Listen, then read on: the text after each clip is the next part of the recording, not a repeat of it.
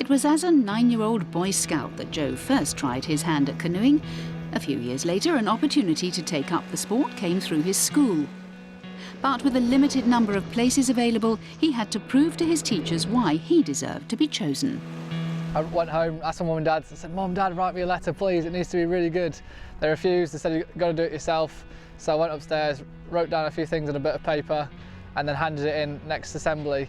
And the week later, I was announced as one of the 4 guys chosen, so it kind of started from there, once a week, and obviously spiralled into what it is now.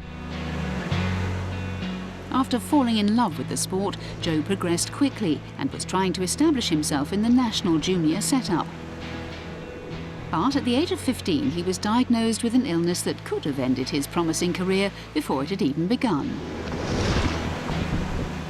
In 2008, I had a major setback, got abscess behind the back of my eye, and then I had secondary meningitis.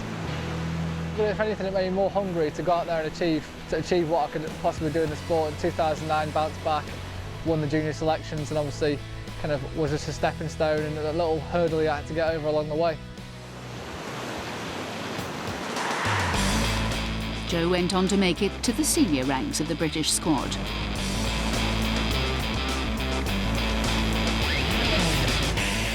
In 2014, he won a silver and bronze medal at both the European and World Championships in the team events.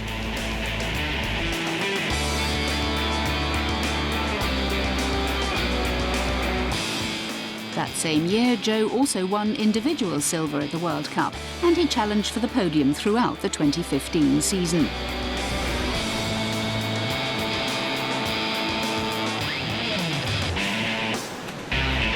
Joe's coach is Mark Ratcliffe, and he knows perhaps better than anyone else just what a special talent he has on his hands.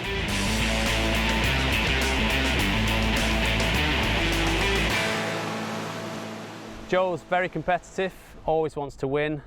Anyone that does a session with him will testify to that. And I think it's that passion for winning that really drives his motivation. He loves canoeing, really enjoys the feel and flow of the water. And yeah, he loves training, so he's got a really great work ethic. And in the last few years, he's really started to establish himself at the top end of the sport.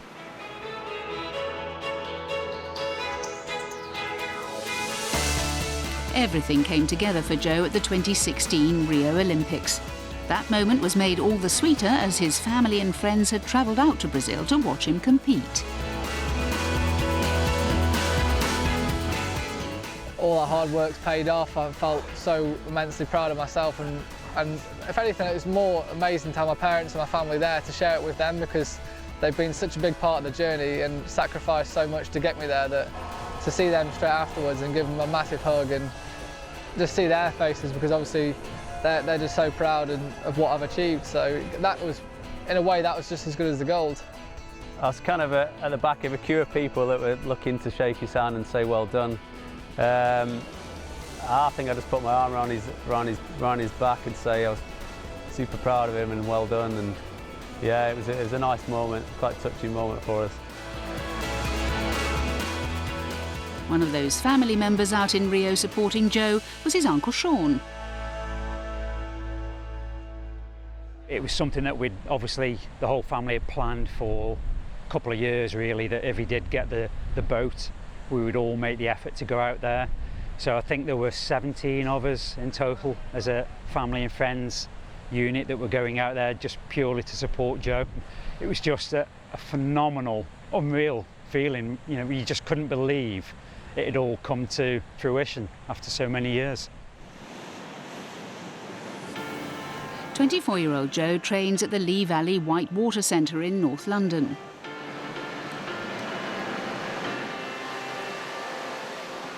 It was one of the venues for the 2012 Olympic Games. We're really fortunate to have this facility because it is the best in the world. A lot of international paddlers come over here to train, so to have that literally on my doorstep is just fantastic, and to have such good support with psychologists, nutritionists, physio, coaching, everything we could possibly think of, just helps make that whole package a lot easier to go out there and do your job, and that's, at the end of the day, performing and winning medals. It's probably the best facility in the world, really. The course is adaptable. We can change it and kind of replicate features that you would find in other courses around the world. So it's the perfect training venue for us, really. With Rio firmly in the rearview mirror, Joe is now driven to repeat his success at the Tokyo Olympics in 3 years' time. Tokyo started now, the clock's ticking. Every day it goes by, you're a day closer to Tokyo. So obviously that's the end goal, but there's a lot of stepping stones between now and then. So obviously the stepping stones will be the European champs, the World champs, the World Cups. They come every year. So just ticking them off one by one, trying to get some really good training as well, because obviously it all accumulates to the final package and will, in the end, dictate what happens in 4 years' time. And it's about resetting, really, and it's very much about the 4 years again. There's obviously goals along the way over these years that are going to be important, like the World Championships every year is important, but very much about Tokyo and building up to that again. Nobody in my category has ever won 2 Olympic gold medals, so that's the aim for me and that's the motivation for the next 4 years.